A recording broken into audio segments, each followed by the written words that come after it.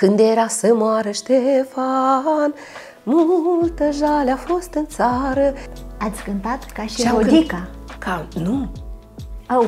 Asta e, că am cântat ca Nelly Ciobanu, așa m-au prezentat în scenă. Și când v-ați făcut actriță? După 9 clase iar am încercat medicină. Dar ce a spus mama? Tu o să poți să te săruți cu un bărbat străin în film, în teatru? Nu, dragul mami, că eu v-am crescut altfel. Tot la teatru l-ați întâlnit și pe soțul dumneavoastră? Nu chiar.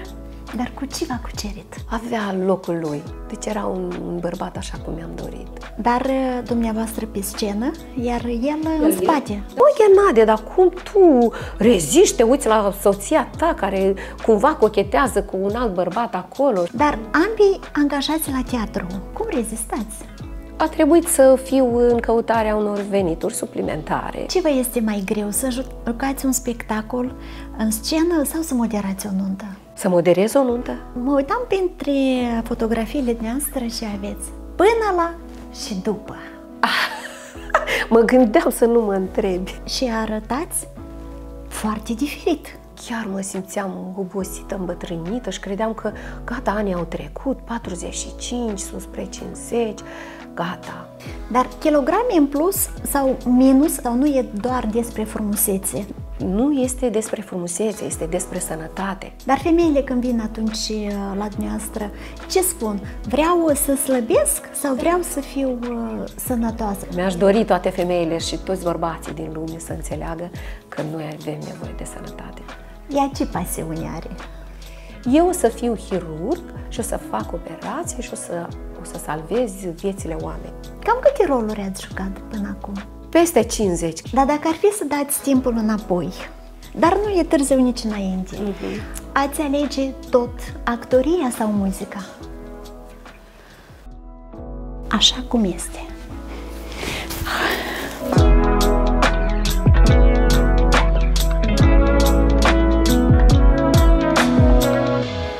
În această seară, la Așa cum este, actrița, artista emerită, doamna Rodica Ciobanu! Ei, dacă am o echipă de treabă.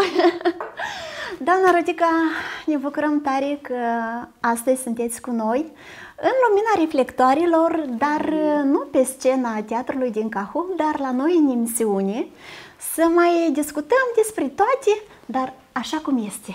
Bună seara! Bună seara! Mă bucur să fiu și eu aici, sper să fie o discuție plăcută și pentru mine și pentru tine și mai ales pentru spectatori. O să fie, că o să discutăm despre toate. Despre toate secretele? Mai înconjurăm. Obligatoriu secrete.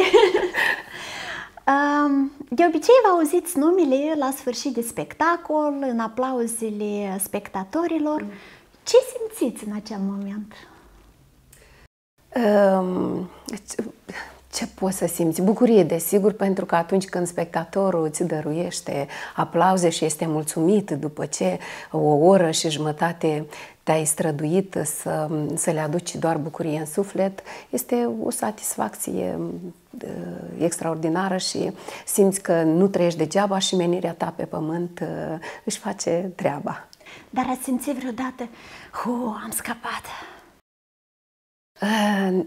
Sunt emoții mai mari atunci când participăm într-un festival, într-o gală, în gala Unitem, când în fața noastră stau jurații care își spun părerea, care sunt specialiști în domeniu și care cunosc orice.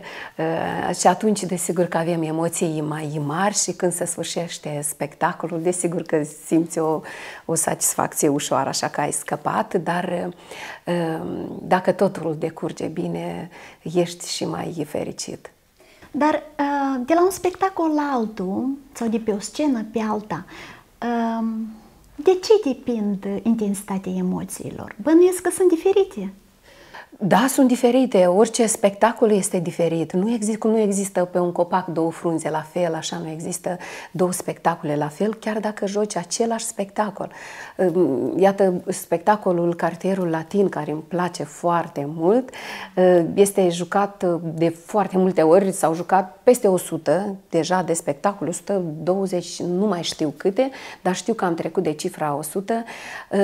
Toate au fost diferite, pentru că spectatorul este diferit și actorul depinde foarte mult de emoția spectatorului și atunci când spectatorul este diferit și starea noastră este oarecum diferită, emoțiile sunt diferite și mai ales că spectacolul este viață vie, se întâmplă aici, acum în fața spectatorului și desigur că nu pot decurge toate exact la fel așa cum au fost, să zicem, la premieră. Toate spectacolele sunt frumoase și diferite. Dar iată, Cartierul Latin ați jucat peste 100 de ori. Da. Au fost momente diferite? Da. Aoleu, da. Ce a fost diferit? Vă amintiți ceva detalii? Păi, cum să zic, diferit în sens că spectatorul reacționează diferit. Dacă noi prezentăm unui contingent de tineri, da, tinerii reacționează într-un fel. Dacă sunt spectatori vârsta a doua, ei la sanatoriu, de exemplu, sunt altfel și reacționează altfel.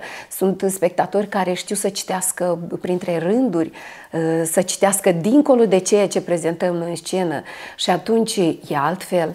Deci fiecare spectacol își are forma și viața lui acum aici, când se întâmplă. Dar pe scenă au fost momente când poate ați uitat replica sau ați ieșit mai devreme sau pozne din astea, din culise pe care bănuiesc eu că le știți doar voi. Da, sigur că noi suntem oameni vii și sigur că s-a întâmplat că uiți textul și să face hârtia albă, dar bine, experiența te ajută și noi, și dacă joci pe adevăratele și ești de acolo și uiți de tine însuți și ești doar personajul, îți reușește și toate decurg așa de parcă se nasc acolo.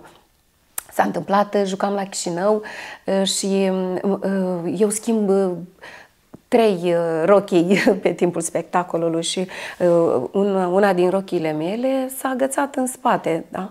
Și am ieșit în scenă și când m-am întors cu spatele spre spectator, spectatorul a reacționat, a râs. Și am înțeles că ceva și am făcut un gest obișnuit pe care îl face orice femeie și a fost bine. După spectacol, țin minte, atunci la spectacol era Emil Gajul, regizorul acestui spectacol, cu studenții lui de la Academia de Muzică, Teatru și Arte Plastice. Și îmi povestea mai apoi, Ecaterina Mititelu, o actriță, elevă de-a mea, pentru că am făcut și ore de teatru la liceul Ion Creangă de aici, din Cahul. Ea mi-a povestit ce a spus profesorul în momentele alea, după ce au analizat spectacolul. Și zice, ați văzut dacă actrița este bună și dacă a știut să se descurce și dacă nu a vândut, voi toți, pentru că ei toți au crezut că așa trebuia să fie. Da, și le-a descoperit doar regizorul. Cineva din copii din ăștia mai pricepuți așa, au întrebat, dar așa era sau s-a întâmplat ceva neprevăzut? Deci trebuie să ieși întotdeauna din situație. Trebuie să ții în mâini ceea ce trebuie să faci. Eu de fiecare dată când vin la spectacol, eu e ca așa stau. Of să nu cadă, of să nu se împiedice de ceva, of să nu scape din brață, of să nu cadă de pe scaun. Eu întotdeauna sunt încordată. Eu nu știu cum voi reușiți să transmiteți lejeritatea lucrurilor care se întâmplă acolo. Da, de fapt acolo se întâmplă, lucrurile sunt repetate și se întâmplă totul ușor, totul este învățat prin repetiții zilnice, nu se întâmplă nimic așa ieșit din comun și se naște atunci chiar. Se naște atunci când formezi personajul, când se fac repetiții, toate mizancene și cățăratul pe scaun, pe masă, în brațe și toate se repetă. De aceea te sfătui să fii relaxată și să primești plăcere și niciodată să nu te gândești la noi. Nu știu, am încercat de multe ori, dar întotdeauna probabil... Da, știi de ce? Poate că pentru că te-ai încercat și tu cândva să fii actriță și știi cum sunt emoțiile de acolo, din scenă. Emoțiile sunt mari și eu obișnuiesc așa să spun, zic, of, în mine să distrug sute și milioane de celule nervoase acum, pentru că noi avem emoții. Poate se crede că actorul nu le are, dar de fapt noi avem emoții și sunt emoții vii, pur și simplu știm să le menținem, să le ținem în pumn și să iasă totul bine. Da, aveți vreun ritual înainte de a ieși pe scenă în care cumva emoțiile se alungați? Da. Eu, de exemplu, mă rog să fie un spectacol bun, către bunul Dumnezeu, cred în Dumnezeu, dar și noi toți colegii ne adunăm într-un cerc, ne ținem de mâini și ne urăm succes și respirăm așa de 3 ori, 1, 2, 3, succes spectacolului și atunci ne despărțim fiecare pe la locurile lor, pregătindu-ne de ieșire în scenă. Și asta vă ajută? Da. Atunci se întâmplă uneori când spectacolele sunt mai grăbite și nu reușim să facem asta și parcă totul e altfel. Dar, uite, când ne adunăm toți să ne felicităm, să ne urăm bine, atunci parcă totul este mai ușor. Da.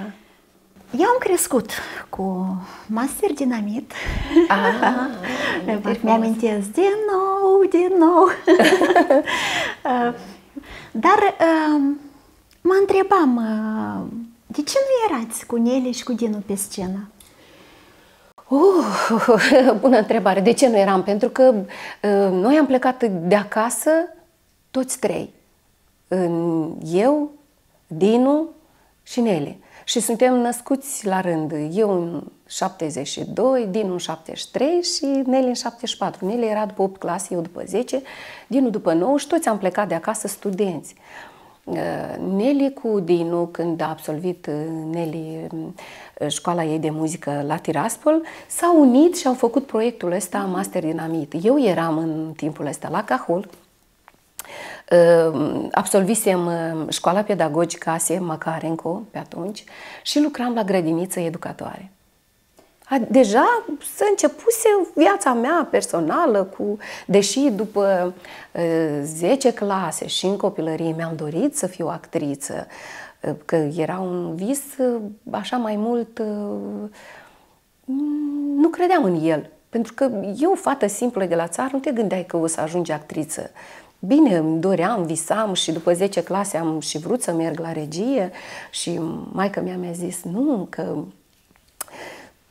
eu v-am educat altfel, fetele actrițe trebuie să fie mai curajoase, trebuie să fie mai îndrăznețe, dar eu v-am dat o educație aleasă, așa și, mă rog, știi, generațiile gândesc diferit. Tu o să poți să te săruți cu un bărbat străin în film, în teatru. Nu, dragul mami, că eu v-am crescut altfel. Și nu m-a lăsat. Și fiindcă eram o fată ascultătoare, că noi am ascultat-o pe mama, am mers în pedagogie, când plăceau copiii și am ales eu această profesie. După 9 clase m-am încercat în altă parte, în medicină. Da, după 8 clase am fost la Bender și am dat examene acolo, dar era concursul foarte, foarte mare și eu 4-4, notele limba română 4, matematică 4, n-am trecut. Atunci, da, erau mulți pe un loc, și, dar mama vroia să fiu medic. Și m-am dus pentru mama. Și, da, nu am intrat, dar nu m-am bucurat, am plâns. Nu am plâns că nu eram fericită, eram tristă că ce o să zică colegii mei, că eu învățam bine, ce o să zică învățătorii că vin iar la școală și nu am intrat. Dar ce a spus mama? Mama era și ea tristă că nu am intrat la medicină, că vroia să aibă un medic în familie, mă rog. După 9 clase iar am încercat medicină, la Cahul, și iar nu mi-a reușit. Am dat 4 și 3, matematica 3, limba română 4, și am plâns pentru 3 ăsta, pentru că eu, o fetiță care învățam bine la școală, cum o să mă duc eu jos să zic că am dat pe 3. dar era concursul foarte mare și erau și pe atunci să cumpărau locuri, părinții mei erau simpli, slujbași, nu încercau prin alte căi să rezolve cumva, îi spuneau că munca este cel mai bun lucru, învață și învață și învață și așa totdeauna ne-a pus la învățat. Eu țin minte că veneam acasă după lecții și mama spunea, întâi faci lecțiile și pe urmă treabă, dar treabă era multă. Da, la multă, țară, că da? La țară și aveam de făcut multe lucruri pe lângă casă și toate trebuiau făcute. Până vine mama de la lucru, trebuia să fie totul pus la punct. Nu mergea varianta pe care o fac copiii noștri acum, că mama, eu sunt ocupată și sunt peste tot și nu reușesc acasă. Noi reușeam tot. Dar și să săpăm grădina și să avem grijă de păsări și de animale și lecțiile să le facem și să ne jucăm. Dar ne jucam mult. Cred că erau mai multe 24 de ore pe timpul acela. Cum nu știu, cred că 24 de ore era mulțit la 24. Chiar reușeam mult. Dar câți copii sunteți în familie? Suntem 5 copii, da, 3 fete și 2 băieți. Sveta, cea mai mare, pe urmă eu. Ea ce face?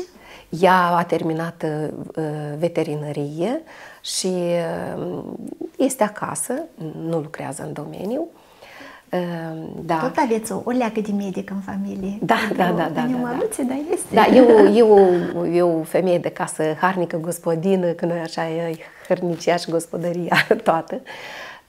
Pe urmă vin eu, apoi este Dinu deja, să știi câte ceva de el, master dinamit și chiar e talentat și priceput așa în toate. Dar ce face Dinu acum? Când? Este împreună cu Nelly, este alături de ea, în muzică merge cu ea, îi pune sunetul și pe urmă merge Nelly și Gheorghiță, mezinul. Gheorghiță ce face? Gheorghiță este pedagog în domeniul luptelor libere, are un grup de tineri în Cantemir pe care îi antrenează.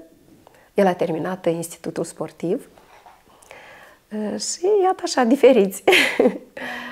Deci 2 copii au rămas lângă mama, Gheorghiță și Sveta? Nu, Sveta este căsătorită în Ștefan Vodă, acolo și locuiește, acolo și-a făcut familia. Da. Gheorghiță este acasă lângă mama. Lângă mama, asta înseamnă la Cania. Da, la Cania, da. La Cania vă adunați cu toții? Sigur ne adunăm, păi sărbătorile astea mai principale, așa, Anul Nou, Paștele, Crăciunul, sunt acasă, lângă mama, acolo ne adunăm toți, la masă. Dacă ne întrebi, de obicei ne întreabă, cântați, voi când vă adunați, cred că cântați la teatru și muzică și... Nu, suntem obișnuiți, ne adunăm, discutăm, ne amintim de copilăria noastră. Sunt momente extraordinare pentru că nu ne vedem întotdeauna, mai mult la telefon și atunci când ne adunăm, ne vorbim despre ale noastre, despre ce se mai întâmplă după, de ce nu știm. Și... Dar despre scenă nu vorbiți? Nu prea, puțin. Vorbim și despre succesele noastre acolo, mă rog, ce vine la temă. Dar... femeile la bucătărie, bărbații pe afară la făcut carne și lângă foc. Frumos. Da, e frumos. Și când v-ați făcut actriță? Calea a fost lungă. Chiar dacă spuneam la început că am vrut să fac regie și chiar m-am pornit pentru că activam într-un grup, Agit Brigada, așa se numea pe atunci, acum nu mai există așa ceva, la club. Și acolo, doamna care se ocupa cu noi a trebuit să dea un examen ceva la Soroca. Ea îmi făcea școală acolo. Și au venit de acolo profesori care au primit examenul. Și m-au observat pe mine în grupul ăsta de copii foarte activiști. Fata asta se deosebește cumva de toți, mai ales că am cântat Miorița, balada Miorița și am cântat-o așa cu emoție, mă rog, că îmi place și să cânt și pot să cânt și cânt. Și s-au apropiat de mine și m-au întrebat, nu vrei să faci actorie, regie, uite la Soroca, este așa școală și ai putea să vii acolo să faci studiile. Și m-am aprins de idee și am fugit acasă și am zis, mamă, uite, pe mine m-au văzut și au zis că sunt pentru scenă și sunt foarte bună și talentată și hai, permite-mi să merg la Soroca, să mă fac regizor. Și mama, iar drag, mami, nu, că mă rog. Și am mers la pedagogie după 10 clase. Și fiindcă aveam diploma, am absolvit bine 10 clase, am intrat fără examen, eram deja studentă, în august eram împreună cu grupul meu care era format și lucram la strâns, la prășit, la Pravda. La brigadă, da? La Pravda era acolo un cămin, acolo duceau studenții și iată, eu primul an, din august, deja ne-au adunat și mă simțeam studentă. Ei bine și mai bine am acceptat pentru că pedagogia mi-am ales-o singură, era ceva ce îmi plăcea, îmi plac copiii foarte mult. Și m-a marcat cumva aceste studii. Mulțumesc lui Dumnezeu că a făcut așa să se întâmple, să fac studii pedagogice, mă ajută în viață, sunt ceea ce are nevoie o femeie și ca mamă, și ca femeie, și la serviciu, și peste tot.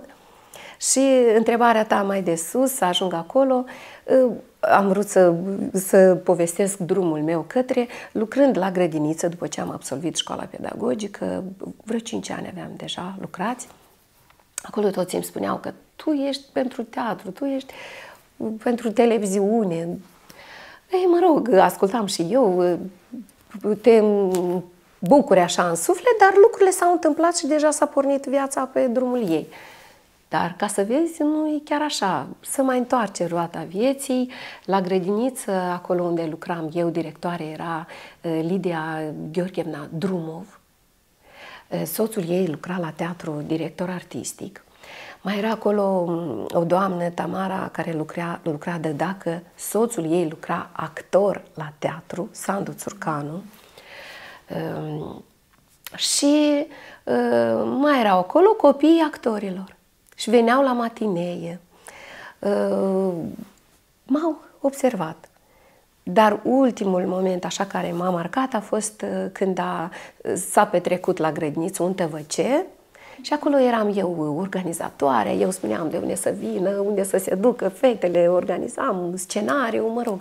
Am mers în Ștefan Vod, am luat locul întâi și de la direcție au zis, hai, prezentați tuturor grădiniților și școlilor, claselor primare, programul vostru. Și unde? Dacă era doamna Lidia, directorul nostru era soția directorului artistic de la teatru, s-au înțeles să prezentăm acolo la teatru, în scenă. Și când am prezentat acolo, erau în sală, cine credeți? Actorii, regizorul, directorul teatrului Victor Ignat. Și Sandu Țurcanu, Dumnezeu să-l ierte, i-a zis domnului Ignat, vă rog să observați fata asta, că este foarte talentată, vedeți-o, că e bună pentru teatru și poate îi propune. După ce s-a petrecut în scenă, m-a chemat în cabinet și mi-a propus direct. Ea mi-a zis, uite, fată, ce cauți tu la grădiniță? Tu ești pentru scenă. Vino la teatru. Asta a fost o răsturnare. Am fost emoționată, desigur.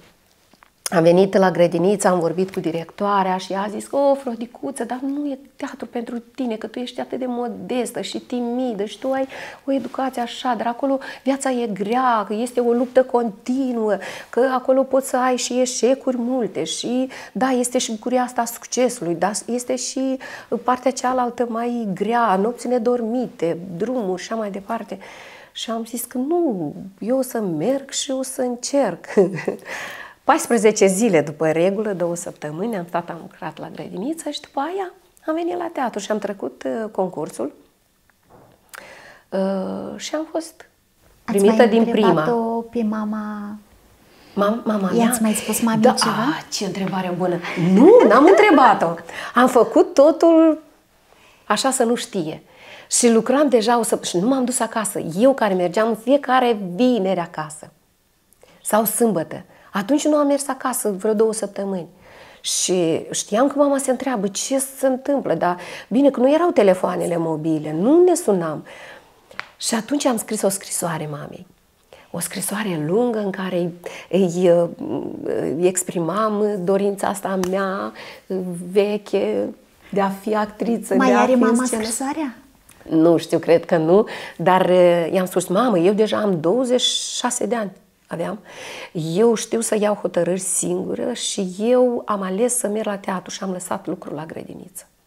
Gata, sunt actriță, angajată și așa mai departe și cu cuvinte din asta știi cât de mult mi-am dorit, sper să nu te superi, mamă, pe mine, sper să mă înțelegi. Nu s-a supărat. Nu s-a supărat și chiar nu a avut o reacție cumva, nu. Era deja, păi bine că aveam și anișori, eram fetiță în care putea să bazeze formată. Dar simțeați cumva că sunteți mai pregătită pentru teatru decât pentru muzică? Ați spus că și cântați frumos. Nu v-am Da, pentru că nu am făcut muzică și, e bine, mama m-a dat la muzică. Vioară. Dar am mers foarte puțin acolo pentru că cumva învățătoarea ori a vorbit mai dur cu mine, mi-a strâns degețele, așa eu micuță, finuță și mi-a strâns degețelele la vioară acolo, că ceva nu am făcut exact cum trebuie și m-am supărat. Dar eu sunt așa cu caracter. Și m-am supărat și am plecat și am zis că eu nu mai vin la vioară. Și am spus mamei că nu mai, și am plâns, că sunt și plângăreață, așa de felul meu, sunt foarte inimoasă, plâng repede. Am plâns, am făcut o scenă așa serioasă mamei și mama a zis că nu vrei, fiecare cum și așterne, așa doarme, dragul mamei. Mama ți-a dat, ți-a oferit, dacă tu nu vrei. Și m-a lăsat în pace. Și eu care credeam că de mică erați actrița familiei. Da, dar de ce nu? Da, noi și cântam, dar cum toate jocurile noastre erau legate de teatru. Noi ne jucam, știi, nu zic că nu ne jucam și de-a Doctorul și alte jocuri și Călimara și nu știu care și de-a Țurca și în toate m-am jucat, dar ne jucam și de-a teatru. Și mult. Noi pregăteam concerte, pregăteam spectacole de teatru de păpuși. În fundul grădinii, la noi este cimitir vechi, nu mai sunt cruci. Acolo era câte o cruce pe aici, pe acolo, dar era ca o poieniță în care noi ne jucam, ne adunam copiii și ne jucam acolo. Și setca asta, gardul de setca așa, îl puneam cu clește, cu cuverturi și era șirma. Iar după șirmă se începea spectacolul, teatru de păpuși, cu păpușile noastre pe care le aveam. Cutiile de carton erau căsuțe, copaci, le tăiam, ne pregăteam și înscenam și era mai mult improvizație, dar ne bazam pe povești, poveștile știute. Și iată așa, și adunam spectatori. Și le pregăteam scaune, bine că nu căram scaunile de acasă, dar erau cutii din astea vechi, de tablă, de fier. Da. Și le puneam cu conserve, fundul în sus, de conserve mari din alea de 10 kg, din acelea adunam și le aranjam așa, curățam porțiune așa de scenă, curățam de iarbă, era scenuța, mă rog, și se încheia totul cu un concert, ieșeam și Nele, sora mea, ieșea, microfon ne servea coarda, da, și cântam la microfon cântece și Nel era Ala Pugaciova, dar eu eram Sofia Rotaru. Da. Ați încercat să cântați pe scenă? Să cântați o piesă? Da, la teatru s-a întâmplat, desigur, pentru că am făcut și spectacole de cântece și poezie. În cadrul spectacolelor, dar iată așa, la un concurs de muzică sau... S-a întâmplat în clasa 10-a să merg la un concurs în Leova, dar trebuia să meargă Nele, o întâmplare foarte haioasă. Nele mergea la Tiraspol ca să dea examen acolo sau făcea niște ore de pregătire pentru a intra la școală acolo, ceva de genul ăsta. Dar ea trebuia să cânte la Leova într-un festival de la lume luate și către lume date. Un festival folcloric. Și n-a putut să se împartă și acolo și dincolo. Și la școală, dacă știa directorul adjunct pe educație, Natalia Gheorghevna, știa că când și eu a zis Rodica, nu este Neli, hai cântă tu, cântecul, balada asta lui Ștefan cel Mare. Când era să moară Ștefan, multă jale a fost în țară, ei bine, și îmi zice, te duci tu să cânti. Cum că asta e poimâne, dar eu încă nu știu cânte, că aici n-ai auzit-o pe Neli cântând prin casă, hai că ai cântat cu ea, știi tu, înveți. Și am învățat cântecul și m-am dus și am cântat. Ați cântat ca și Rodica? Nu. Oh. Asta e, că am cântat ca Neli Ciobanu, așa m-au prezentat în scenă. Neli Ciobanu de la Cantemir, care va cânta balada lui Ștefan cel Mare, culeasă melodia de la bunica ei de 83 de ani, Profir Elizaveta. Iată, așa am fost prezentată, am cântat și să vezi, tot publicul cel s-a sculat în picioare, am avut așa emoții frumoase. Vroiam să plec din scenă, dar publicul aplauda și eu iar veneam și domnul Filip din juriu m-a oprit în scenă, nu mi-amintesc bine acum, m-a oprit în scenă și m-a chemat și mi-a zis, Neli, stai un pic, spune-ne melodia asta, chiar ai cules-o, că e un pic Neli o cânta altfel decât cum este varianta acestei melodii. Și eu am cântat-o cum o cânta Neli. Și asta m-a oprit și m-a întrebat de unde ai... Și eu am zis, eu am alcătuit-o. Dar știam că Neli o alcătuit. Dar profesorii de la școală, bine, acum a trecut timpul, putem să spunem adevărul, au zis că culeasă, că trebuia, așa erau cerințele festivalului, culeasă de la bunica. Ce mai? Dar eu am spus așa foarte sincer, dacă eram Neli, am zis eu am alcătuit-o. Dar adevărul care era?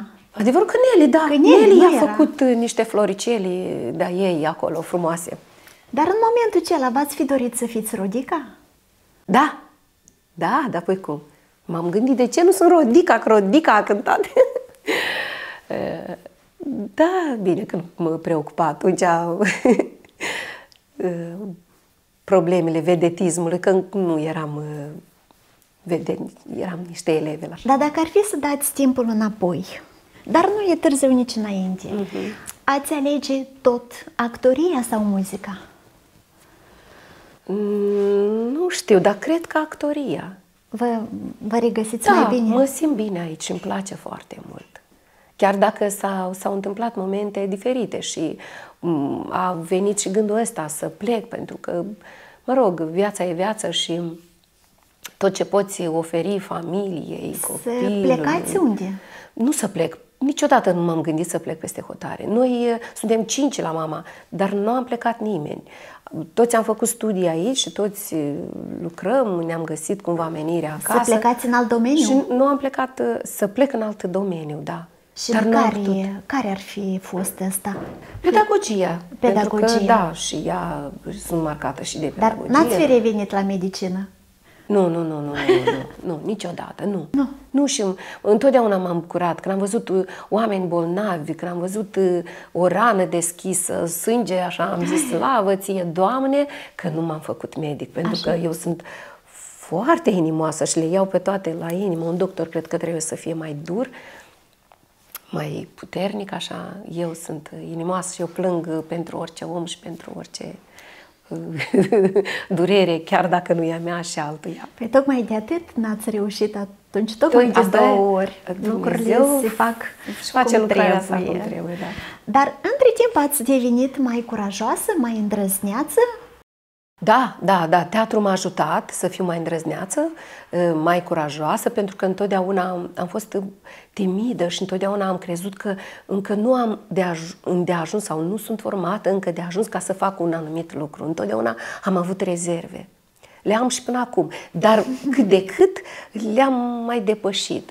Da, pentru că mama ne-a dat așa o educație ca să fie întotdeauna totul bine și totul corect și până și cum să stăm pe scaun și cum să vorbim și să nu râdem prea tare și să...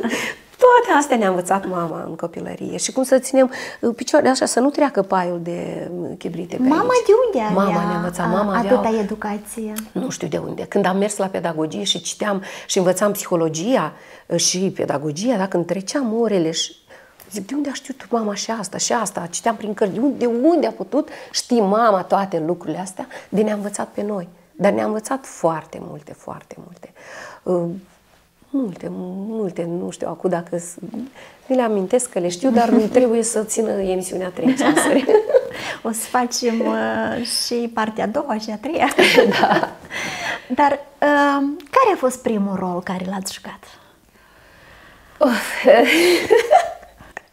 Primul rol a fost Mândica. Care jucat așa, eu mai jucasem în spectacolul Față în față, dar spectacolul ăsta cuprinde bucăți, niște sketch-uri între două personaje, el și ea. Dar într-un spectacol așa de teatru cap-coadă, încă nu. Dar era abia începutul meu, primii pași făcuți în lumea teatrului și pleacă o actriță, Alexandra Cibotari, pleacă în Franța, pe neprins de veste. Spectacolul e deja organizat. Trebuie să fie, nu azi, mâine. Și Victor Ignat, regizorul, se apropie și zice, Rodica, tu joci Mândica. Aoleu, au urmat emoții mari pentru că nu-mi imaginam cum, atât de repede, dar ce o să fac eu, cum o să zic, ce o să zic acolo, eu nu știu textul. Lasă că înveți textul, s-a făcut o repetiție în ziua aia așa bună în care mi s-a explicat ce și cum, dar pentru ca să fii 100% bună în scenă și să-ți înțelegi rolul și să intri în pielea personajului, este un drum mai lung, nu atât de scurt, deloc nu atât de scurt. Dar bine trebuia să salvezi situația și se întâmplă așa des în teatru, pentru că fiind viața grea în teatru și salarii mici și, mă rog, diferite situații, actorii mai pleacă. Și am jucat rolul. Victor Ignat alerga când în sală, când în culise și îmi spunea, acum trebuie să ieși repede și plângi. Acum du-te la ușă și ascultă cu urechea. Acum fii atentă că urmează să te cheme în scenă Oleg Merioară, partenerul, și o să trebuiască să zici textul care l-ai învățat și tot așa. Iată, așa am jucat eu primul spectacol. Plus la asta m-a ajutat când pleca Victor Ignat, era Costel Mocanu alături și mă mai ajuta și el. Și dincolo, la spectator, nu s-a văzut nimic pentru că regizorul m-a lăudat și a zis bravo, te-ai isprăvit. Dar desigur că pe urmă au urmat încă niște repetiții, spectacolul s-a jucat și am înțeles rolul și ca să vezi, asta se întâmpla în 1997 și acum este 2021 și eu mai joc spectacolul ăsta și mai sunt Mândica la anii mei ăștia aproape frumoși. De 50. Bine că nu mi-e rușine să zic, aproape de 50. Deci, și mai frumoși. Da. Și păi, între timp au mai jucat și alte fete, dar dacă tinerii vin și pleacă, noi introducem în rol, pentru că este un rol în care poți să te inițiezi într-un fel sau altul în lumea teatrului, dar bine, tinerii nu rezistă toți. Pleacă. Da. Și atunci, hai, Rodico, joacă din nou pe Mândica. Și eu joc cu plăcere.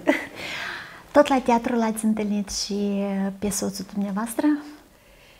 Nu chiar, dar aproape da. Pe atunci, el este fratele unui băiat care a lucrat actor. Așa. Și iată, el, fratele soțului meu, lucrând la teatru, prietenea cu o domniță care lucra la fel actriță. Și într-o bună zi, așa, mi-a zis, hai să mergi la noi în sat de Paște. Am mers 2 fete atunci. Am mers în sat și ne-am întâlnit cu 3 frați, că ei sunt 3, cu Ștefan, care lucra la teatru, și doi frați, Vitalie și Ghenadie, în cimitir. Bună ziua, s-a salutat Olea, domnișoara, prietena noastră, cu Ștefan și în felul ăsta ne-am cunoscut. Ei bine, seara ne-am întâlnit la club și de acolo a început povestea. Povestea a început... Da, ne-am cunoscut 3 ani, dar nu ne-am întâlnit, nu eram cumva prieteni, iubiți, nu. Ne-am cunoscut atunci, de Paște, au urmat pe urmă o întâlnire la Chișinău, că am jucat un spectacol acolo și el a venit la spectacol. Ne-am văzut doar în pauza aceea de după spectacol. Pe urmă am primit niște scrisori de la el, vreo 3 scrisori, cred că. Și ne cunoșteam, atâta doar. El nutrea un sentiment deja și l-a încurajat fratele Ștefan și a zis: măi, dacă nu pui mâna pe fata asta, e bună, ia-o! Vino la Cahul. Și el spune: da, cum? Că eu sunt la Chișinău, ia la Cahul. Vino la Cahul, lasă Chișinăul. Și el a lăsat Chișinăul. El deja muncea acolo? Da, muncea acolo, s-a eliberat de la muncă și a venit la Cahul. Sub pretextul că a venit să întâlnească anul nou cu frate său. Așa. Și așa ieșeam seara, ne plimbam. Era un băiat timid și cu minte ca și mine. Să-mi fie iertată modestia. Dar bine, eu spuneam: of, Doamne, el așa timid și eu timid, ce o să se întâmple? Ce s-a întâmplat? Dar s-a întâmplat, ne-am căsătorit. Asta era prin ianuarie, iar în februarie, de ziua îndrăgostiților, el mi-a propus căsătorie. Dar cu ce v-a cucerit? Că erați deja actriță? Că era un băiat cum se cade, că avea o cumsicătenie aparte. Și eu nu eram de 20 de ani, aveam câțiva ani pe umeri și înțelegeam în lucrurile astea, așa că l-am ghicit din prima. Mi-a plăcut că era întotdeauna aranjat, curățel, proaspăt și avea locul lui. Deci era un bărbat așa cum mi-am dorit, cum se cade. Dar... Și mă bucur că am făcut alegerea asta. Cea mai bună alegere din viață? Cea mai bună alegere din viață, pentru că, mă rog, în viață am întâlnit băieți mai îndrăzneți, mai curajoși. M-am ferit cumva. Am vrut ceva foarte, foarte intim. Deci familie. Mi-am dorit din tot sufletul să am o familie cu minte, nu nebună. Dar domnul Ghenadie s-a angajat la teatru pe urmă. S-a angajat la teatru și el la teatru și suntem împreună și la muncă și acasă. Dar dumneavoastră pe scenă, iar el în spate. Da, operator sunete. El mă urmărește la fiecare spectacol, este criticul meu dintr-o parte. El mă apreciază. Și vă dă și sfaturi că acolo, poate ai fost prea cochetă acolo? Nu, niciodată nu îmi spune că am fost prea cochetă sau că am făcut ceva exagerat. Nu, niciodată. Păi are încredere. Cum să nu aibă încredere? Totul la baza unei familii este încrederea. Și el are încredere și eu am încredere și nu știu, nu se iscă întrebarea de ce și pentru ce.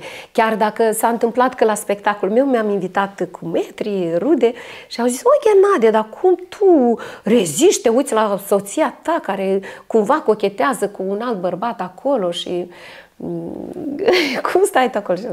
El spune că e normal, asta e profesia ei și asta e ceva care se întâmplă acolo cu personajul. Rodica mea, acasă e Rodica mea. Frumos. Și niciodată nu s-a pus discuția să vă schimbați profesia? Niciodată, absolut, nici aproape, nici măcar cumva să adie această întrebare. Niciodată, chiar nu am avut probleme de felul ăsta, absolut. Dar ambii angajați la teatru, cu salarii de teatru, cum ați spus mai devreme, foarte greu. Cum rezistați? Cum faceți față cheltuielilor? Da. Și cum stăm în pas cu viața, da? Păi, a trebuit să fiu în căutarea unor venituri suplimentare și asta s-a întâmplat. Chiar la nunta noastră am fost pentru prima dată moderatoare, într-un fel. Mireasă moderatoare. Da, dar bine, nu o moderatoare direct, că nu vorbeam la microfon și conduceam evenimentele nunții, dar dintr-o parte. Și nașul meu, Oleg Danielceac, era și el în postură de naș și cumva și el conducea. Ca după nuntă să pornim împreună să moderăm nunți. Deci a pornit de la necesitatea de a suplini bugetul. Da, desigur. Nu era neapărat nu era o venită sau din plăcere. Nu, desigur, nu, pentru că asta nu este deloc teatru. Să lucrezi cu oameni este o muncă foarte grea și cu oamenii într-un așa anturaj la nuntă, unde dispoziția este dispoziție bună, unde se pot întâmpla multe, pentru că oamenii sunt foarte diferiți și iată, și aici m-a ajutat profesia mea de pedagog, psihologie, pedagogie. Am făcut pe urmă la Universitatea Ion Creangă din Chișinău, am absolvit-o și desigur că m-a ajutat și în acest domeniu. Pentru că, da, sunt lucruri diferite. Nu ești pe scenă acolo, nu ești departe de oameni. Oamenii sunt lângă tine, oamenii uneori îți spun și adă scaun. Da? Că auziți, doamnă, nu mi-ajunge un scaun aici, dar eu sunt sora soacrei mari și nu am scaun, nu am loc la masă. Deși noi nu răspundem de lucrurile astea. Și cum vă simțiți în acele momente? Când poate să spun, auzi tu, ia pune Nu, eu foarte delicată am spus, îmi cer scuze, nu fac eu lucrul ăsta, dar o să chem pe domnul sau o să anunț imediat persoanele responsabile ca să vă aducă scaun. Și am știut întotdeauna să ies din situație și nu mi-a fost greu absolut deloc. Și ce vă este mai greu? Să jucați un spectacol în scenă sau să moderați o nuntă? Să moderez o nuntă? Așa știam că o să spuneți. Da. Dar bine, dar continuați să faceți. Da, continuu pentru că e frumos, aduci bucurie oamenilor, aduci bucurie tinerilor care se bazează pe tine și cred în tine atunci când vin și te solicită și tu trebuie să faci tot posibilul să fie bine, să ții dispoziția anunții. În primul rând, asta mă interesează foarte mult, să țin dispoziția anunții și toate evenimentele anunții să decurgă într-un șir sănătos, frumos, în bună dispoziție. Dar totul vă aduce și bani.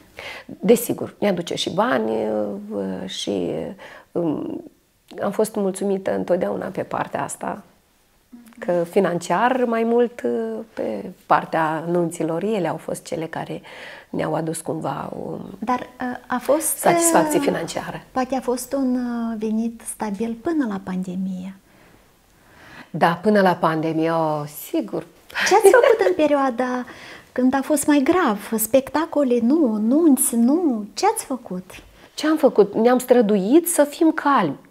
Eu, sincer, nu am făcut panică, doar poate în prima perioadă, prima săptămână a existat, probabil nu a existat om pe lume atunci să nu fie îngrijorat de ce se întâmpla, de valul ăsta a venit peste noi, așa pe neprins de veste, pandemia. Dar repede m-am liniștit și am căutat de treabă. Noi la teatru întotdeauna am avut ce munci, am readus multe spectacole. A fost o perioadă în care am căutat pe poliță ce mai avem undeva acolo lăsat. Le-am scotocit, le-am scos așa și am început să lucrăm la spectacole din alea mai vechi, readucându-le, introducând actori noi și acasă,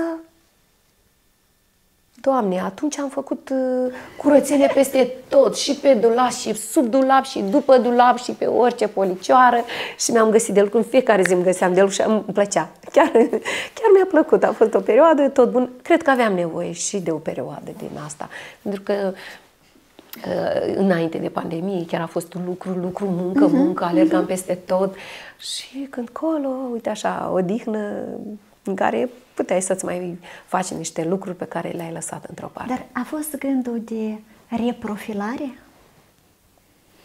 Nu. Ca așa, artiștii, reprofilați-vă, găsiți-vă alte domenii de activitate. Nu ați avut. Nu am avut.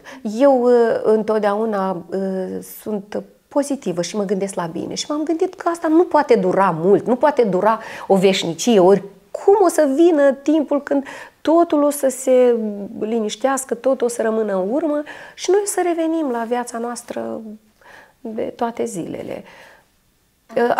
Am încercat să citesc mai multă poezie, să păstrez așa memoria, pentru că aparatul nostru cel de bază este aparatul vorbirii, dar și memoria. Trebuie să ai o memorie bună, să ții minte texte și atunci memoria trebuie antrenată permanent. Dar a fost și perioada când ați stat mai mult cu familia. Da. De asta am zis că mi-a plăcut. Beatrice ce spunea? Ce făceați în perioada? Beatrice era fericită că mama era mereu alături, că de micuță a fost cumva supărată pe noi din punctul ăsta de vedere că noi trebuia să mergem în turnee, în diferite deplasări și ea singură cu bunica. Dar perioada asta de pandemie, chiar dacă era mai măricică deja, pentru dânsa era o bucurie, mai ales că asistam și la lecțiile ei online și încercam să o ajut. Și eu i-am zis, lecțiile de online nu înseamnă stai în pat, dormi și faci lecția. Nu, te ridici exact la ora 7, așa cum o faci în fiecare zi. Îți faci toată toaleta de dimineață, te îmbraci frumoasă și la ecran te pui frumoasă, îmbrăcată și participi la lecție concentrată după ce ai luat dejunul, după ce totul este pus la punct și ești pregătită să absorbi materie. Și ea făcea asta și toți învățătorii au remarcat-o că Beatrice întotdeauna este pregătită de lecție și chiar i-au plăcut lecțiile online foarte mult. Ea vrea să fie jurnalistă și probabil asta, nu știu, că se simțea bine în fața ecranului. Ea mi-a zis, mama, eu în fața ecranului mai ușor povestesc, mai liber, că în clasă sunt mai timidă și mai retrasă așa și mă incomodez că ele sunt în vârsta de la puberitate spre adolescență, mai râd băieții, fetele mai fac glume, se mai complexează, se mai rușinează, mă rog. Ei bine, după ecran nu avea absolut complexe și timidități din astea. Ea ce pasiune are? Păi, eu zic, jurnalistica. Da, și atât până când doar asta spune în continuu. Deși de mică spunea că o să fie chirurg, că vrea să facă operații, să salveze oamenii.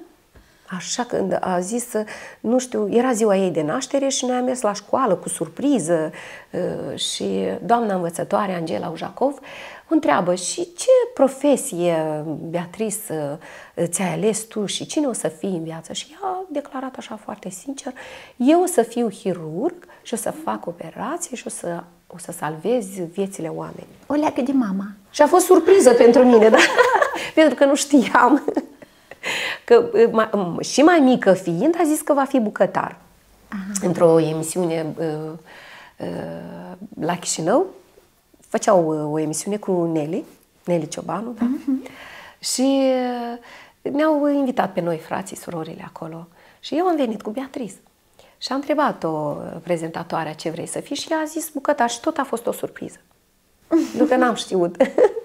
Deci două momente. S-ar putea să mai urmeze surprize. Acum are câțiva ani de când zice că va fi jurnalist, dar îi face și vioară. Și eu zic, mamă, eu ți-am oferit așa bucurie pentru suflet și așa plăcere să fii vioristă, că eu mi-am dorit foarte mult să fiu vioristă, dar nu a fost să fie.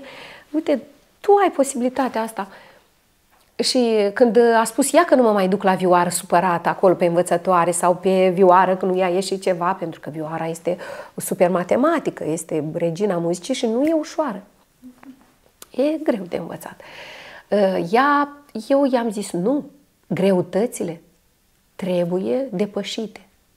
Și nu înseamnă dacă ai întâlnit o greutate în viața ta, gata, să o lăsăm într-o parte și nu. Hai să muncești și hai să faci vioară, draga mami. Și m-a ascultat și face vioară. Da, chiar am văzut că ați postat un moment dintr-un cântic al ei la vioară. Da. Și fără voia ei. că nu-i place să o vadă nimeni și nu-i place să cânte. Nu facem la mesele de sărbătoare, nu aducem cu vioara. Când era mai micuță, da. Dar acum a crescut mare și și ea hotărăște și nu mai impun. Când era mică, mă duceam după ușă și zic, acum mergi și cânti. Cum așa să mă cânti, mama e mândră, mama vrea să fie mândră de tine și uite, a venit nănuța ta și tu nu vrei să-i faci un cadou. Și o convingeam cumva. Și o luam cu toate și mama, uite, asta o să-ți fac, asta o luam cu bunătățurile așa ca să o conving. Acum nu mai merge varianta. Dar nu vă spune că poate și-ar dori să fie actriță ca mama? Nu. Nu. Și mă bucur. Da, mă bucur, dar viața e viață. Cine știe? S-ar putea să se întâmple ca și la mine, să se întoarcă pe partea ailaltă. Nu pot să știu. O să fie cine își va dori. Da, o să vedem în timp. Da. Mă uitam printre fotografiile noastre și aveți până la și după. Mă gândeam să nu mă întrebi. Cum să nu vă întreb? Păi, nu știu, la fel întâmplarea știi, în viață toate să pornesc de la o întâmplare. Așa a fost și pe partea asta. Când a venit Diana Mititelu, colega mea, la teatru, fericită, și a zis, voi știți câți ani am eu? Dar noi nu înțelegeam ce vrea să ne spună. Și ea zice, 14 ani. Deci zic, Diana, tu într-adevăr arăți foarte bine la 14 ani, dar bine că nu ai, dar ce vrei să ne spui? Și ea ne-a zis, am fost la o evaluare corporală și acolo, după ce am fost evaluată, mie s-a spus că am 14, corpul meu se simte ca la 14. Și eu zic, oleu, Doamne, chiar eu mă simt așa îmbătrânită și obosită, hai să merg și eu acolo, să-mi spună și mie, să văd eu, chiar este așa? Și am mers. Era un club de nutriție și după ce am fost evaluată, mi s-a spus că corpul meu se simte ca la 60. Dumneavoastră aveați atunci când? Aveam 45. Și a fost pentru mine că eu chiar mă simțeam obosită, îmbătrânită și credeam că gata, anii au trecut, 45, sunt spre 50, gata. Știi, era trist. Dar ceea ce s-a întâmplat a fost că am conștientizat, că simțeam eu asta zilnic, pentru că la teatru este foarte mult și totul este pe emoții și desigur noi obosim, drumuri, nu mănânci la timp, nu te odihnești la timp, ești permanent într-un examen pe care trebuie să-l susții și asta durează zi de zi, examene în fiecare zi, să zic așa. Și am zis, da, ce trebuie să fac să întineresc cumva? Și doamna de acolo, doamna Maria Volocea, a zis, uite, dacă vei face ce o să te învăț eu, totul se poate schimba.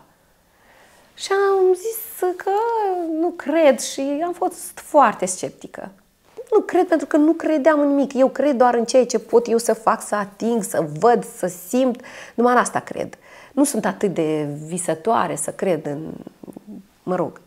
Și ea a zis că dar trebuie să fiți foarte serioasă și trebuie să luați în serios și tot ce pornim acum este chiar foarte serios și într-adevăr schimbarea va avea loc. Și am zis, hai. Ce mă costă? Hai, că nu e nimic. Dar în fotografii sunteți până la și după și arătați foarte diferit. Hai să spunem, până la aveți câte kilograme? Aveam 80 la moment când am început să slăbesc, dar am ajuns până la 83. Așa. Dar nu le simțeam așa, pentru că eu sunt înaltă, am 1,72 m de fapt, dar 70 e scris în pașaport, dar cu 2 cm mai mulți, așa. I-am luat eu, la mine 62 în loc de 60. Da. Și asta, nu păream atât de grasă și nimeni nu-mi spunea că sunt grasă. Eram o doamnă așa impunătoare, care arătam bine, socoasă, în suc așa. Și bine că la teatru eram binevenită în toate rolurile mele, pentru că mi se dădeau roluri respectiv facturii mele. Și nu mă deranja într-atât. Pe mine m-a deranjat cifra aia, 60. Asta a fost. Și am zis că trebuie să fac ceva. Și după, azi dimineață m-am cântărit, pentru că fac asta în fiecare dimineață, aveam 64 și 1, că am și postat. 64 de la 83, 80, spuneți că a fost cumva maxima. Și nu simțeați, deci n-a fost necesitate sau nu simțeați că vreți am simțit după cât de bine este, cât de mult a trebuit să fac schimbarea asta de mai înainte. Dar m-am bucurat că orice vine, vine la timpul lui, mă rog. Mă simt mai sănătoasă, mă simt foarte în forță. Deci am energie multă, nu obosesc cum oboseam. Că uneori colegii spun că au obosit la teatru, eu nu obosesc. Dar persoanele mai grase, hai să le spunem așa cum este, care spun că da, nu, eu mă simt bine așa și... E o minciună. Sigur e o minciună. E o minciună, sigur. E o minciună. Dar Petru, nici eu nu spuneam că sunt grasă, eu nu spuneam că sunt grasă. Dar mi-am dat seama că eram grasă după. Și ce facem cu acceptarea de sine? Că eu trebuie să mă accept așa cum sunt, cu toate kilogramele. De fapt, femeile atunci se amăgesc, că le place așa cum sunt ele, că este doar un pic de dorință. Trebuie să vrei foarte mult să faci o schimbare și să nu te lași, pentru că femeia este puternică. Și poate, atunci când își dorește o rochie frumoasă, merge la magazin și și-o cumpără, așa este. Păi, de ce atunci când noi ne dorim ceva mai greu, să nu ne propunem și să nu obținem? Că putem. Trebuie să fim puternice și trebuie să accepti că ai nevoie de o schimbare. Dar bine, dacă... Nu exclud faptul că sunt și doamne care se simt bine așa cum se simt și chiar sunt femei grăsuțe foarte frumoase și drăguțe. Sunt frumoase, cu femeie e frumoasă oricând și cu nafid, doar trebuie să crezi asta. Dar kilograme în plus sau minus nu înseamnă sau nu e doar despre frumusețe. Nu este despre frumusețe, este despre sănătate. Și când înțelegi că, și când am început să studiez, pentru că am mers la foarte multe traininguri, acum sunt și consultant în nutriție și ajut și pe alte doamne să aibă grijă de sănătatea lor. Nici noi nu spunem să slăbească, dar să aibă grijă de sănătatea lor. Că ceea ce am făcut eu, am avut grijă o perioadă de sănătatea mea și în felul ăsta am slăbit, am eliminat din mine grăsimile cumva. Dar m-am alimentat corect. Sănătos. Iată ce am făcut. Și asta propunem și altor doamne. Pentru că important este sănătatea, dar grăsimile nu ne fac bine. Nici grăsimile pe interior, cele viscerale și nici cele subcutanate nu ne fac bine. Ne aduc doar boli și multe altele, că 3 emisiuni trebuie. Tema asta e foarte, foarte bună și... Dar femeile când mi-aș dori toate femeile și toți bărbații din lume să înțeleagă că noi avem nevoie de sănătate și de o alimentație sănătoasă. Dar femeile când vin atunci la dumneavoastră, ce spun? Vreau să slăbesc sau vreau să fiu sănătoasă? Sau îi spun direct, vreau să slăbesc? Vreau să slăbesc. Sunt doamne care... Cum și eu am fost, că doamna Maria Volocea mi explica că o să ai grijă de sănătatea ta, dar eu spuneam că de nu. Și când mi-am arătat parametri, pentru că se face evaluarea și la 3 zile, la o săptămână, și când mi-a arătat parametri acolo că se îmbunătățesc, eu spuneam că dar nu asta mă interesează, kilogramele, cât am slăbit, ca să înțeleg între timp cât de importanți sunt și ceilalți parametri. Masa musculară, grăsimile pe interior, grăsimile pe exterior și calciul în oase, cât vitaminele, mineralele, cât le am în organism și cât de importante sunt ele pentru vitalitatea mea. Și asta le spun și doamnelor, că ceea ce se va întâmpla aici o să se întâmple cu totul ce nu vă așteptați. O să vă schimbați mentalitatea. Da. Eu țin minte, treceam odată pe lângă, întâmplător, pe lângă ușa dumneavoastră și am intrat să vă salut. Da. Și m-ați prins. Mi-ați făcut evaluarea și mi-ați spus că foarte mare! Da, bucură-te! Și, da, se întâmplă că vin și doamne care arată bine și asta este chiar... Dar a arăta bine nu înseamnă neapărat și sănătos, așa? Da, atunci... se întâmplă că vine o doamnă slăbuță care arată pe din afară bine, dar ceea ce arată evaluarea corporală nu bucură. Da. Și faptul că acum sunteți și consultant în nutriție, e iarăși o formă de venit? Suplimentar, da, de ce nu? E și pentru că mi-am făcut afacere proprie, este o afacere individuală, am și întreprindere individuală, sunt legal, pentru că asta cere compania Herbalife. Nu poți să muncești în domeniul ăsta fără a-ți pune în regulă actele. Sunteți și femei de afaceri. Da, într-un fel, da. Câte roluri am pus noi pe degețele. Ia să vedem ce poveste i-ați adus azi în platou. Păi, tu mi-ai spus o fotografie care mă reprezintă și răsfoind în fotografiile mele, uite, asta am zis că ea mă reprezintă. V-ați fi dorit să trăiți în acea perioadă cu așa rochii?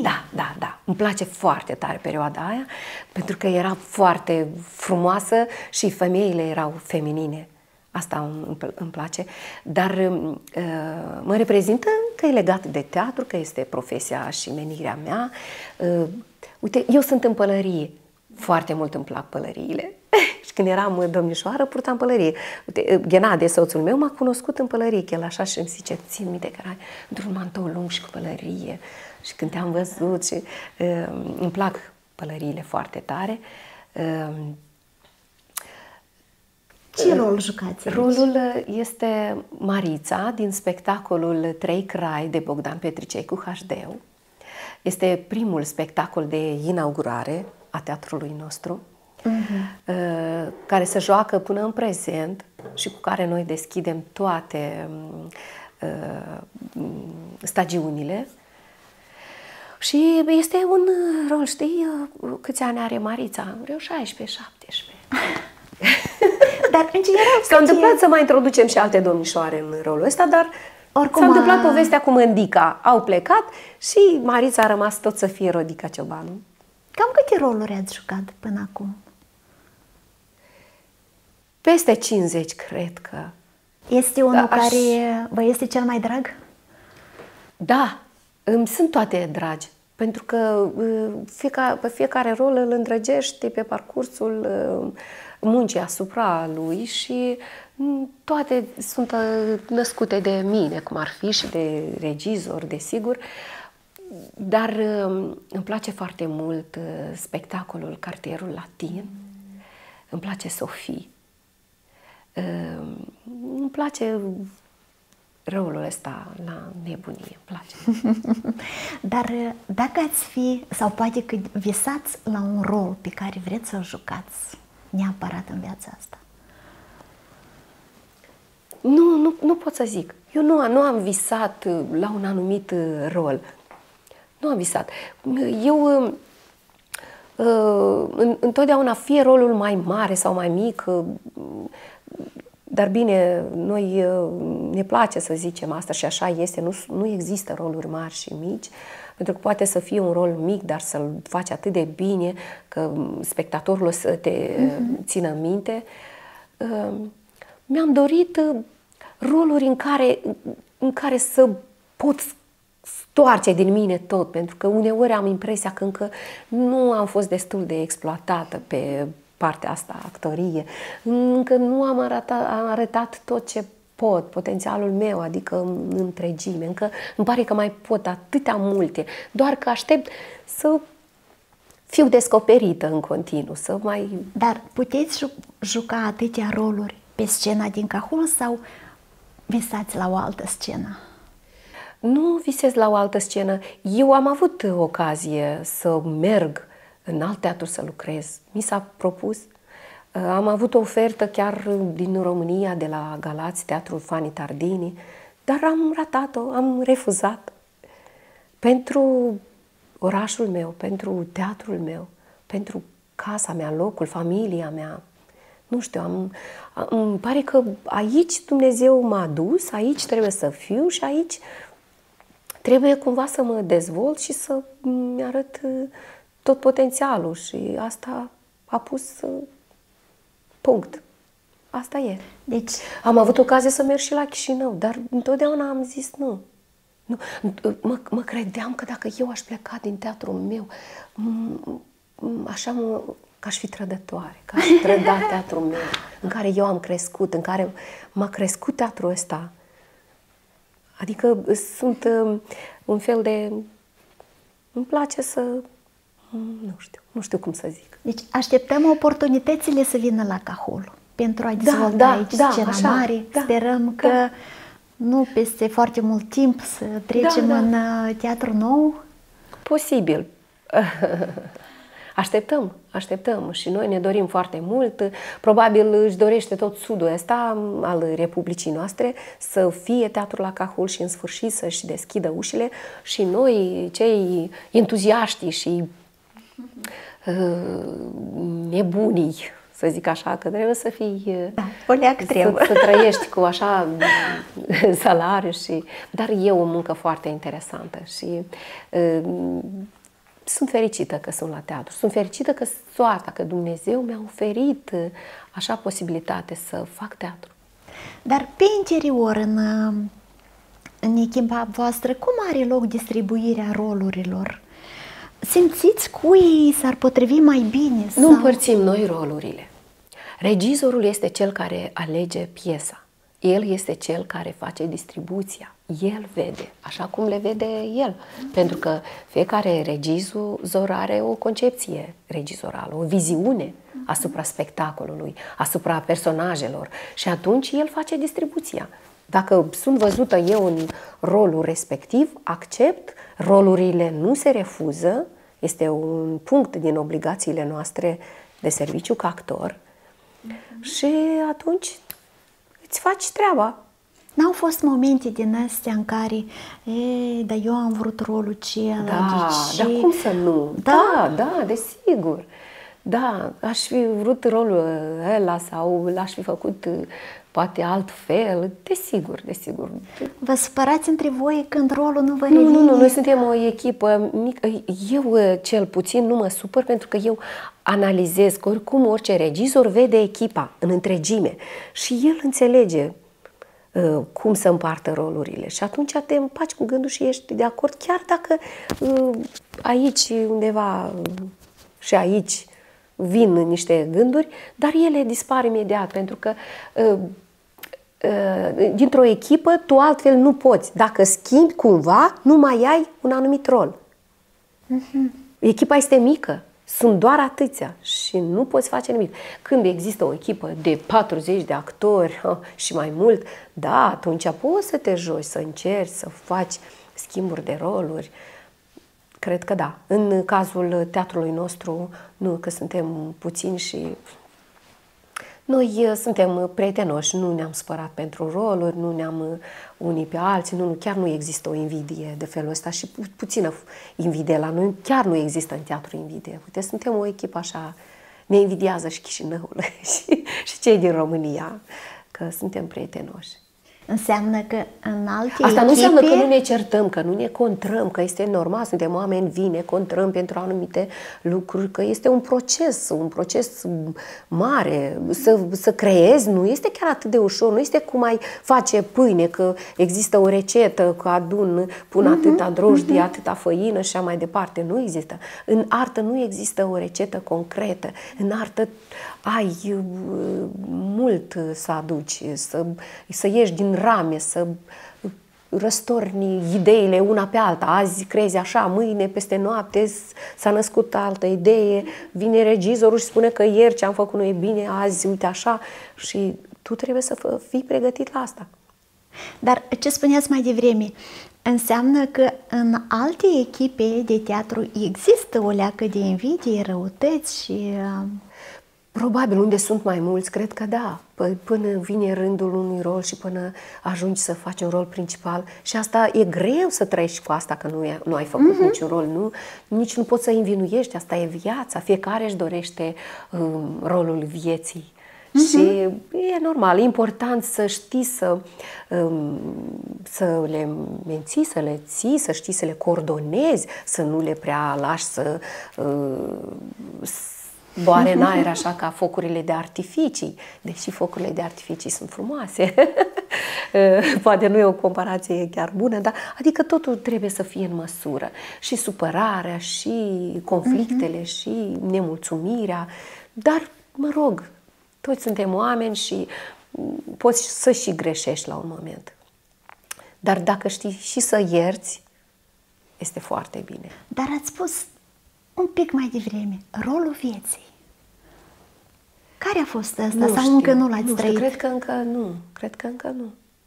Dar că am un rol al meu de soție, mamă, ăsta, da, mă bucur că mi-a reușit, pentru că eu mă strădui, chiar dacă viața asta noastră de artist, nopțile pe la nunți, teatru, deplasări, să fac cumva echilibru, să fiu și acasă, să fiu și soție și mamă, să împart așa, egal. Nu pot să zic că ofer mai mult familiei decât teatrului, nu pot, încă nu pot.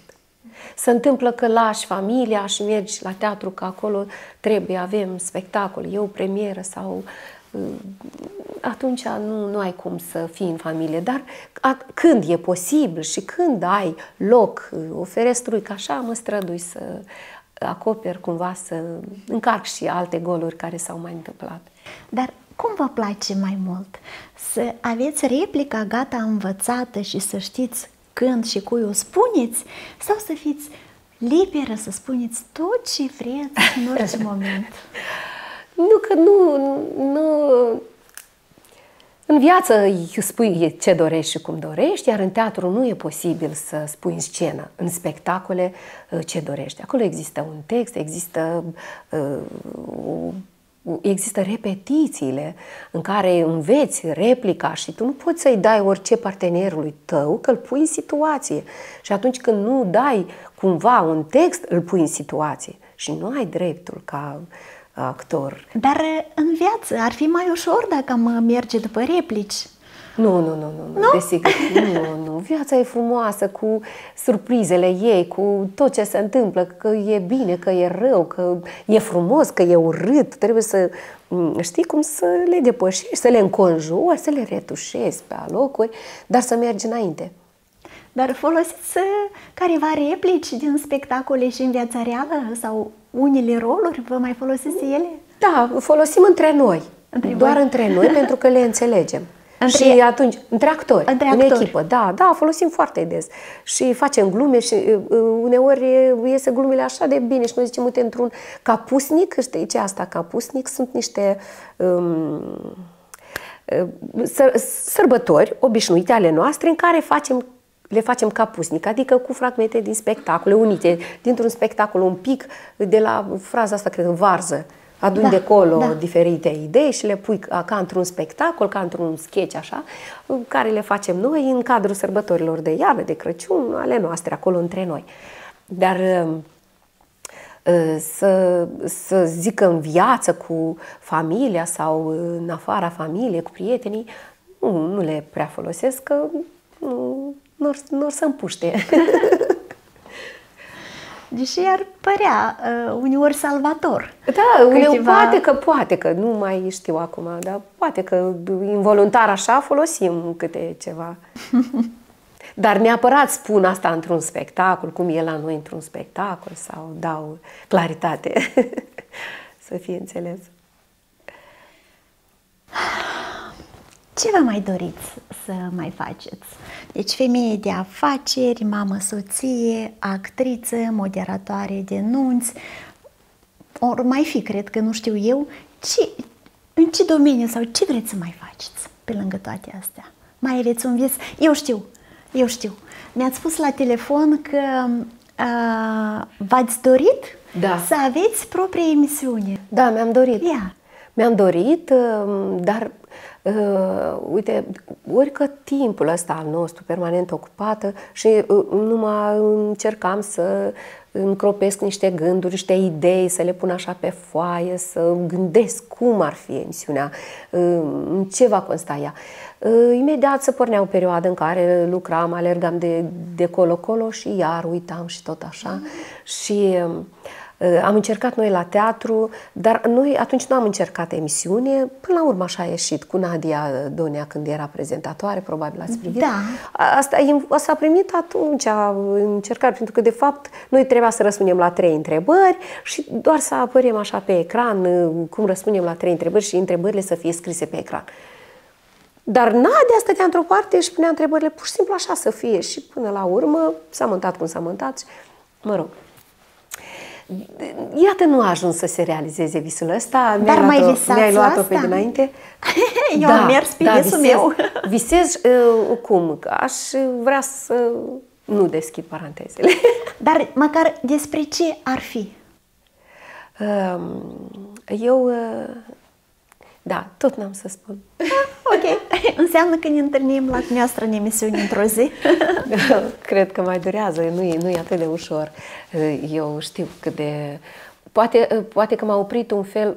Când înțelegi prea multe, când înțelegi cât de greu e, începi singur să-ți pui obstacole. Dar nu trebuie. Ți-am zis că întotdeauna am început prea târziu, crezând că încă nu este de ajuns, încă mai trebuie acolo, încă nu știu cum trebuie să mai completezi una alta și întotdeauna mi-am pus obstacole singură mie. Eu știu. M-am îndreptat mereu spre perfecțiune și m-am numit perfecționistă, dar mă dezvăț câte un pic. Îmi pare rău că și la fiică mea cer perfecțiune, îmi pare foarte rău, știu că asta nu e bine, dar este un neajuns, nu știu cum să-i zic. Dar sau vine de acasă, de la mama, pentru că mama întotdeauna ne-a învățat să fim corecte, să fim atente la tot ce facem. Știți cum am pornit eu emisiunea? Mie mi-a luat 10 ani. Pentru că eu de atunci visez la ce fac acum. Da, și da. Exact așa. Nu, păi durează și la mine sunt mulți ani. pregătită, nu sunt jurnalistă, nu știu, n-am echipa care să-mi spună ce să fac, cum să fac. Deci căutam de fiecare dată obstacole până am înțeles că niciodată nu voi face lucrurile perfect dacă nu voi începe de la nivelul la care sunt. Da. Dar mi-am găsit echipa care sunt alături de mine voluntar și le mulțumesc mult că împreună creștem și o să fie și mai bine și mai mult, dar deocamdată este așa cum este și ne bucurăm că este. Da. Doamna Rodica, o întrebare pe care o adresez tuturor femeilor care vin la noi. Ce contează cu adevărat pentru o femeie? Contează să aibă o familie fericită. Asta am crezut întotdeauna și asta cred, că o familie reușită, atunci când, de unde nu ai veni obosită de la serviciu, când mergi acasă în familie, acolo unde te simți bine, cald, asta contează pentru femeie. Te simți atunci satisfăcută din toate punctele de vedere și nu mai contează dacă la serviciu nu ți-a reușit ceva. Pentru că când ai ajuns acasă, aici totul e altfel. Și eu sunt foarte mulțumită soțului meu și copilului meu, pentru că ei mă ajută și îmi sunt alături întotdeauna, indiferent de situație, pentru că în viață nu poate să decurgă totul în alb și roz. Se mai întâmplă diferite, dar iată, răbdarea asta sau cum scădenia asta, înțelepciunea asta a soțului meu și a copilului meu, i-am dorit întotdeauna înțelepciunea și m-am rugat lui Dumnezeu pentru înțelepciune. Zic că frumusețea o fi un har pe jumătate, dar înțelepciunea este un har întreg. Și chiar și atunci când mă rog pentru altcineva, tot spun, dă-i, Doamne, înțelepciune. Asta mă rog. Și mă bucur că familia mea este bine și asta este și fericirea mea. Chiar dacă am și bucuria asta a teatrului și casa mea este și teatru și am și acolo o familie, că nu poate fi altfel. Nu poate fi altfel. Teatru e o familie. Noi depindem acolo unul de altul. Suntem o echipă, dacă în alte profesii, o echipă poate să înainteze în cazul când cineva șchiopătează sau rămâne în urmă. În teatru nu poate fi așa, noi depindem unul de altul. Nu este unul la repetiție, nu este repetiția. Eu azi am venit la emisiune, nu este repetiția. Scuzați! Dar am vorbit atât de frumos despre teatru, despre echipă, despre colegi. Îi cunosc pe fiecare în parte și mă bucur că am cunoscut. Au fost. Au fost. Da, trebuie să spunem spectatorilor că s-a întâmplat în viața ta să fii la teatru și chiar a făcut și un rol. Știu ce, în spectacolul Mincinosul de Psahtas, montat de Gheorghe Mândru. Da, ai făcut un rol drăguț acolo. Dar să știți ce mi s-a potrivit rolul respectiv? Da? Păi era o servitoare naivă, da, o fată de casă. Și așa mă simțeam eu bine în rolul respectiv. Da, a fost o experiență, de fapt nu mai țin minte nimic din tot ce înseamnă rolul respectiv, dar țin minte atmosfera de acolo. Țin minte cum m-ați apucat de la prima repetiție, m-ați botezat de mâini, de picioare și cu fundul de scenă. Nici nu știam ce se întâmplă. Dar faptul cum toți erați grijulii, dacă am scenariu, dacă știu când să intervin, toată lumea mă ajuta în jur. Eram copilașul acela care toți aveau grijă de mine. Da. Și când vine cineva, un actor nou, niciodată nu o să se simtă cumva discriminat sau cumva înlăturat sau să stea cumva în umbră, niciodată. Noi întotdeauna îl aducem în echipă, îl susținem, încurajăm și e mai ușor, așa e mai ușor. Și e frumos, după atâția ani, cu fiecare din actori când ne întâlnim în stradă, ne salutăm, vorbim și au trecut atâția ani, dar totuși, iată, partea asta sufletească care se simte în echipa teatrului de la Cahul, cred că e cea mai mare valoare. Da, mulțumim! Doamna Rudica, știți ce am constatat? Spune-mi! Că nu m-am uitat deloc ce am scris aici. Nici măcar n-am dat nicio pagină. Mai uite, poate altceva acolo. De curs așa ușor, așa frumos, atât de natural. Eu sunt curioasă pentru că mă gândeam, Liudmila și-a făcut niște întrebări, probabil a studiat ceva din biografia mea, a căutat să afle, mă rog. Nu. Și chiar sunt curioasă ce întrebări. Vă dau întrebările acasă. Bine. În mare parte, ceea ce îmi place mie la această emisiune e că descoper femei aici. Dacă vorbește despre ceva pe site-urile sale de socializare, îmi iau ca reper. Dar nu merg la vecini cu mătri, n-aș spune ceva despre. Prefer să aflu aici așa cum este. Da. Și vă mulțumim mult că azi ne-ați oferit ocazia să vă cunoaștem așa cum sunteți, nu așa cum vă cunoaștem pe scenă în diverse roluri pe care le jucați extraordinar. Că ne-ați vorbit atât de frumos despre locul de muncă, indiferent de